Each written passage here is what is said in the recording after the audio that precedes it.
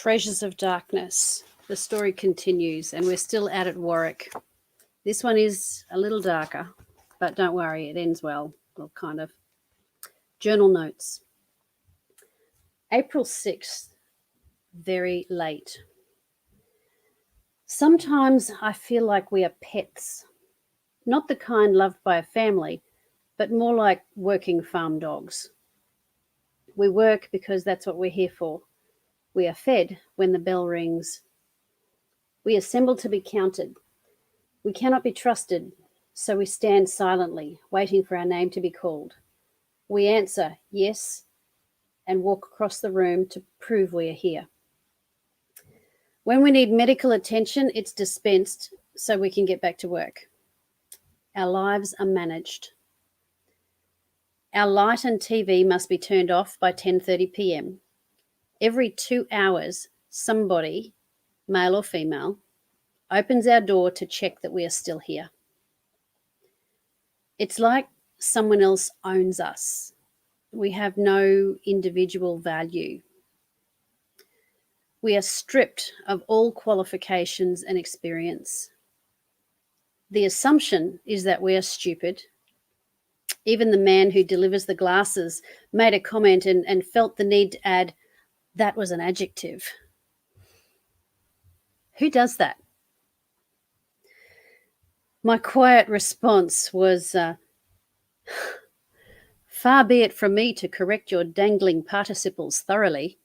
Thoroughly is an adverb, by the way. It describes how. My voice trailed off, and I sensed a shift in his assessment of me. Why should I have cared? Why did I feel the need to show him I probably knew more about the English language than he did? Even if what I said was rubbish, he wouldn't have been able to tell. I too used to assume people in prison lacked intelligence, mad scientists notwithstanding. Occasionally I hear comments along the lines of, "Well, that's what happens when you go to jail. You should have thought of that before you broke the law." In the past, I had no problem with having this attitude about people in jail. I've lost the right to personal dignity. I practice submission on a level that degrades me, yet I must play the game. We're treated like naughty children at a cold, callous boarding school, without respect. Is my pride so great? Why is this stripping of my self-respect so hard to accept? We talk of humbling ourselves lest we be humbled. Talking church people here, Bible stuff. Here, I carefully summon humility before speaking with any officer, lest they humiliate me.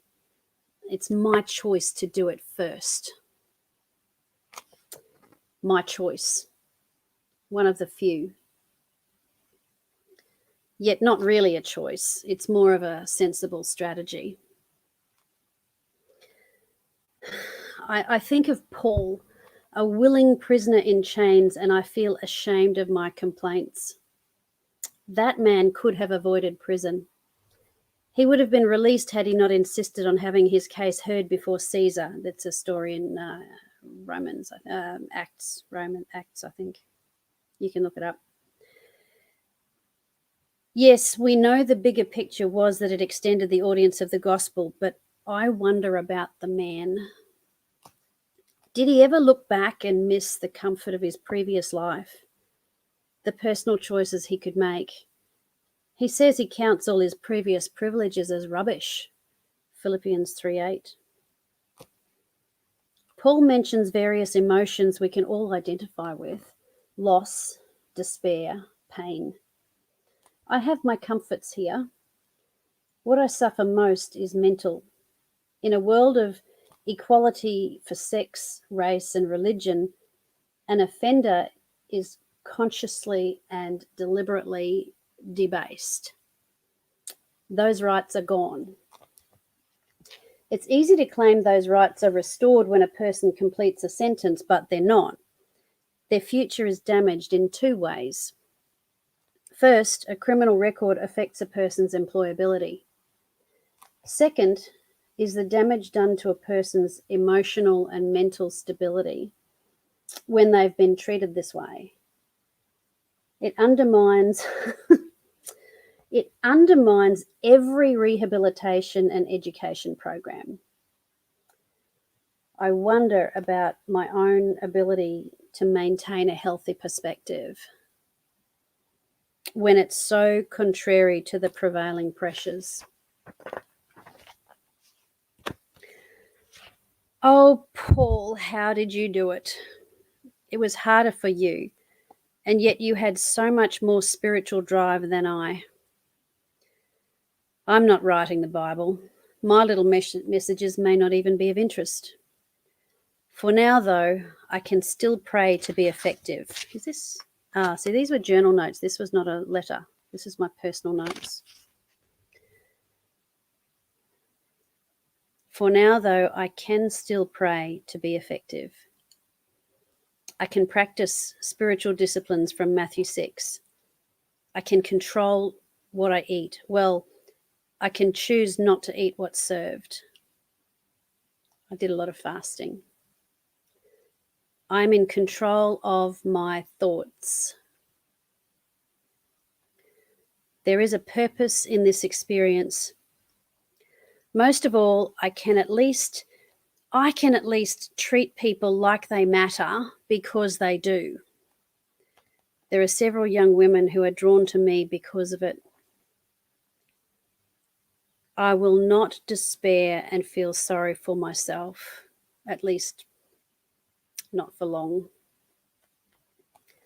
Lord, you are the one who lifts my head.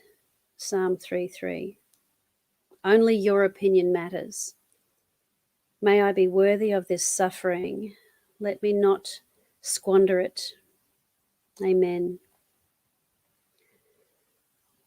I want to weep, ashamed of my self-pity, my softness.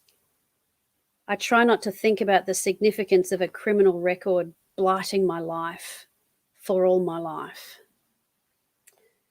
The words of Kurtz in Joseph Conrad's Heart of Darkness come to mind.